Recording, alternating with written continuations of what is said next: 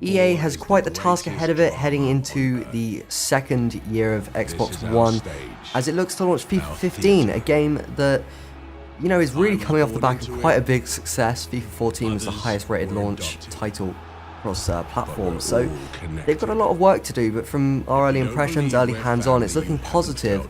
We're just hoping that EA focuses on all the right things and doesn't get distracted by the sort of power and possibilities that these new consoles have brought. We were deeply impressed by the Ignite engine on FIFA 14. It was a real step up from the previous games in the series, certainly on Xbox 360. It was good to have that comparison actually on Xbox 360 with the old engine. You can immediately see the difference between the two, which is excellent. But you know, great animations, good flow, good pace of the game are all good. They could all do a little bit of tweaking, but that's not really the area that EA's kind of pushed so far.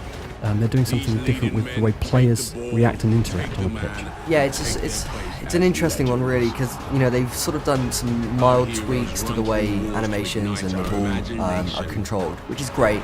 And we'd like to see them push forward with that a little bit more, but they're really focusing down on the emotion and intensity of the sort of overall footballing experience. And you've got players basically reacting to the state of play as it evolves. So you know you've got you miss an early shot of goal, the players are going to start to eventually, you know, the first they're going to sort of G you up, get you going, you know, get you back out there for another shot. You keep missing, they're going to start to look a bit wary and a bit tired of your position in the game. And it sounds great, but it doesn't really have any real impact on gameplay, so it's sort of almost just like another surface level feature, which I don't want to see people get dragged into, because it's got a lot of scope to progress.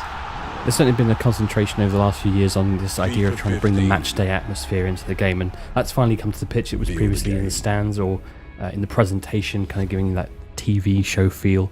All of that's going to be back, but I think the key thing we're looking for is just more intensity on the pitch when we play, rather than necessarily between the players. We'll find out much more very, very soon.